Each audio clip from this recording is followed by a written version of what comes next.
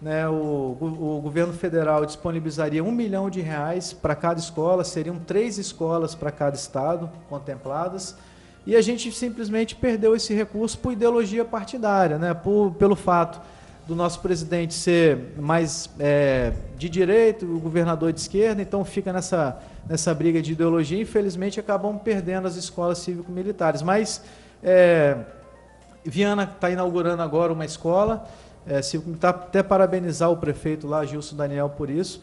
E assim, os números eu acho que definem bem, né? Das escolas mais bem avaliadas do Brasil, a boa parte delas são escolas cívico-militares, então são escolas realmente que estão desempenhando um bom trabalho.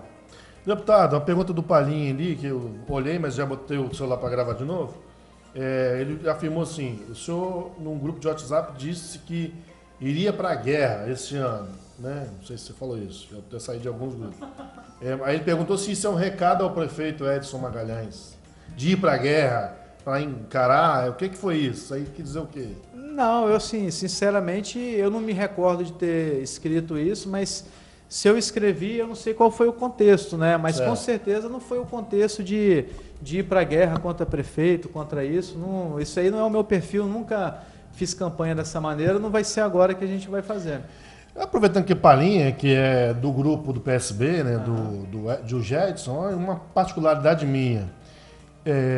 É impressão minha, deputado, não sei se Roberto e Fabiano têm essa mesma visão, mas, a princípio, me parece que na sua visão, gente, se alguém quiser um cafezinho, só falar, tá? Eu vou querer. Me parece, na minha visão, posso estar errado, né? Que o Jedson, às vezes, você vê mais o Jedson como o seu maior adversário do que o próprio prefeito, porque eu vejo que você direciona muitas críticas ao secretário. É isso, ou todos são seus adversários, ou é porque o governo, como você já falou na Assembleia, faz isso, faz aquilo? O que? Eu estou errado? Não, assim, que eu me recorde, assim, eu subi a tribuna 2 vezes para falar do subsecretário de turismo e já subi várias vezes para criticar coisas da prefeitura. Então, assim, eu sempre que tem um tema polêmico ou que eu vejo algo errado, eu procuro me manifestar, né? Diferente de alguns políticos que você vê subindo, levando palanque para dentro da igreja, né? Fazendo uma de bom moço, mas criando verdadeiras milícias digitais para ficar atacando os seus adversários, né? Infelizmente, assim, eu preciso ser sincero com a população de Guarapari, mas o PSB, que é o partido do subsecretário, eles criaram uma milícia digital em Guarapari e ficam me atacando diuturnamente, criando fake news, me acusando de crime, inclusive, né? Fizeram uma denúncia anônima para o Ministério Público, olha que jogo sujo, uma denúncia anônima para o Ministério Público, tiraram um print dessa denúncia, encaminharam com essa denúncia o organograma, me acusando de crime, e espalharam em diversos grupos de WhatsApp da cidade e do Estado. Porque a gente Mas o senhor atribui isso a esse grupo? Eu atribuo ao PSB porque eles não fizeram nem questão de esconder. Foram exatamente os filiados do PSB que divulgaram, que compartilharam essa denúncia nos grupos, né? Uhum. Então, assim, liguei para o subsecretário para falar, ele nem me respondeu, como se ele tivesse, assim, de acordo com essa política suja que está sendo feita em Guarapari. Então, assim, é lamentável, né? Assim, eu critico quando tem que criticar. Com a questão do hospital, eu vi que estava tendo alguma coisa de errado lá, subi, critiquei, critico a saúde, porque Guarapari está em último lugar, isso aí são dados, são números, mas eu jamais vou ficar criando história, acusando os adversários de uma coisa que eu não tenho certeza. Ok. Fabiano, Roberta? Fica à vontade.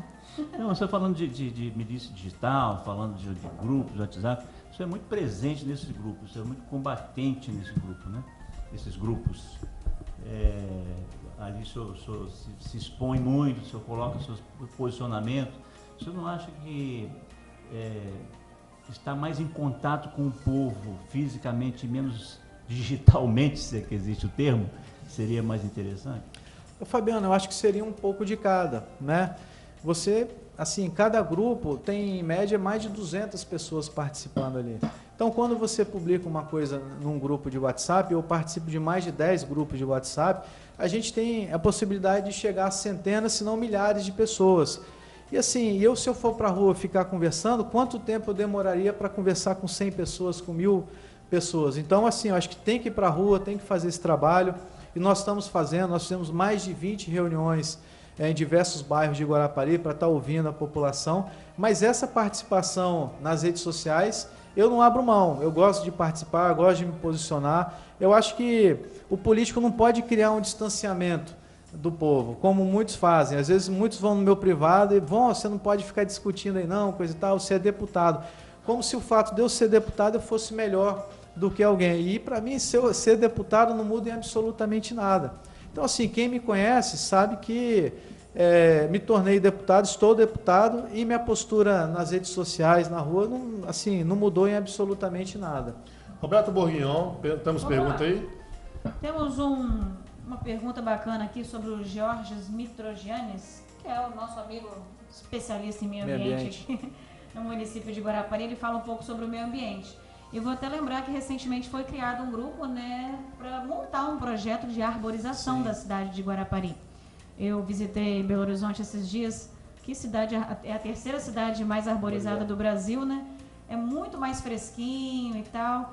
E até estou junto lá do pessoal para poder montar esse projeto, que dependente do prefeito que assumir será apresentado, né? Como é que o senhor vê essa situação do meio ambiente para Guarapari? Olha, é uma situação que me preocupa.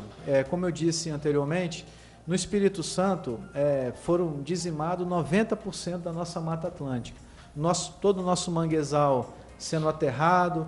Então, assim, é uma questão que me preocupa muito porque já não sobrou praticamente mais nada. E o pouco que sobrou, eles estão autorizando o desmatamento. Então, é importante a gente estancar esse desmatamento em Guarapari, primeira coisa, e depois avançar no reflorestamento. Nós precisamos ampliar a cobertura vegetal de Guarapari. Então, assim, nas outras campanhas, inclusive, eu apresentei um plano de plantar pelo menos 1 milhão de árvores em Guarapari, na cidade e também, obviamente, no interior. Porque nós temos assim resquício de Mata Atlântica em Buenos Aires e outro em Boa Esperança. Então é preciso criar um corredor ecológico, por exemplo, entre essas duas matas, né? Então, assim, é preciso replantar muitas árvores para que seja criado esse corredor ecológico, por exemplo. Então, assim, é muito importante a gente plantar árvores na cidade, mas também cuidar da nossa natureza aí no interior, que está sendo devastada e menos vigiada, porque são áreas mais afastadas, mais isoladas, que as pessoas às vezes desmatam e nem a prefeitura, nem o governo do estado acaba tendo ciência disso. Tem uma pergunta aqui do Anderson Arpini. Meu zap tá bombando aqui, mas tem que divulgar um outro número, porque senão não dou conta. As pessoas mais próximas estão me mandando algumas perguntas aqui, inclusive o Anderson Arpinha. Ele mandou uma pergunta, mandou um texto gigantesco. Vou tentar falar aqui. Deputado, o senhor, como presidente da Comissão de Turismo da Assembleia, deve ter percebido que o Estado não tem investido no turismo da cidade de Guarapari. Anderson Arpinha está dizendo isso. Em 2006, a Prefeitura anunciou o melhor verão dos últimos 10 anos e, junto com o governo do estado, realizou várias atividades turísticas, esportivas e culturais. Movimentou, de fato, o verão de 2017. O secretário de Estado de Turismo, em parceria com o SESI, trouxe o projeto SESI Sol, que realizou várias atividades, entre elas noites de forró na área ao longo de janeiro. Guarapari, de fato, recebeu um dos melhores verões dos últimos 10 anos. Após a assunção da nova gestão de Casagrande em 2018, não houve nenhuma ação turística para valorizar o verão de Guarapari. O verão 2019 não recebeu nenhum projeto para as praias e para a cidade. O Anderson Arpini está afirmando isso. O subsecretário de Guarapari caminha apresentando que realizou uma pesquisa para coletar dados para desenvolver o projeto para a cidade. Porém, o planejamento estratégico 2015-2018, outra pesquisa bastante similar, já havia sido contratada e pontuou tudo aquilo que se repete, ou seja, já havia um planejamento que merecia continuidade das ações. Qual a posição do deputado acerca da falta de habilidade da Secretaria de Estado de Turismo para com Guarapari? Pergunta do Anderson Arpini. Mas depois de uma pergunta dessa, não tem mais pergunta. Muito grande. Responde aí, deputado. Então, estou presidente da Comissão de Turismo e tenho acompanhado de perto o trabalho do governo do estado. E realmente o que eu posso falar é um trabalho horroroso. Nada de fato realmente foi feito durante esse ano, né? Me apresenta uma ação da Secretaria de Turismo. Vocês não vão saber me dizer. Fizeram uma pesquisa, né? Tem uma pesquisa que, inclusive, Guarapari fica bem nessa pesquisa, Sim. foi apresentada. Né? Mas é a mesma pesquisa que sempre é feita todos os isso verões, que ele afirma aqui. E os dados são praticamente o mesmo. Então, fora essa pesquisa, não foi feito absolutamente nada. Retiraram os técnicos da Secretaria de Turismo e colocaram um monte de parente de político lá. Então, assim, uma coisa que já estava ruim, o turismo do Espírito Santo conseguiu ficar pior. E para piorar ainda mais, o governador retirou recurso do turismo para esse ano de 2020. Então, trocaram os técnicos pelos políticos e retiraram o orçamento do turismo. Então, isso aí não tem como dar certo, né? Na verdade, tem que colocar gente capacitada lá, que tinha muita gente boa lá, e aumentar o orçamento do turismo. Eu acho que daí a gente vai começar a ter uma melhora. Cadê o transatlântico, por exemplo? Né? O Espírito Santo não recebeu um transatlântico no verão de 2019, 2020. Eu acho que foi o primeiro, depois de 20 anos, que não recebe. E não tem nenhuma perspectiva para receber o transatlântico. Então, de fato, realmente, eu avalio o trabalho da Secretaria de Turismo estadual como muito ruim. Essa história do transatlântico, inclusive, a gente ficou sabendo de uns bastidores, não, Eucler? O pessoal do transatlântico veio, bateu na porta, ninguém recebeu, eles foram isso embora, aí, né? na época da outra gestão. Complicado. É complicado. Eucler, assim, aproveitando já que eu falei essa questão do transatlântico, mais um fake news que o pessoal do Jedson novamente está propagando na cidade em relação a mim, que eu fui contra trazer o transatlântico para Guarapari, que eu queria levar o transatlântico para Vila Velha. Nunca, absolutamente nunca teve essa história. Mais uma fake news que está sendo. E eu todo dia na rua tenho que ficar desmentindo isso, porque infelizmente acaba propagando de uma tal forma que infelizmente a população mais desinformada acaba acreditando. Mas assim, nunca teve absolutamente nada, deputado, em relação ao transatlântico. Eles, inclusive, eu vi esse post, inclusive tem uma matéria que eles compartilharam do portal, mas o senhor foi subsecretário em Vila Velha. Sim. Teve uma reunião em Vila Velha, ficou realmente interessada nos transatlânticos? Sim, não, nos... transatlântico, Transatlântico, né? Teve uma reunião disso.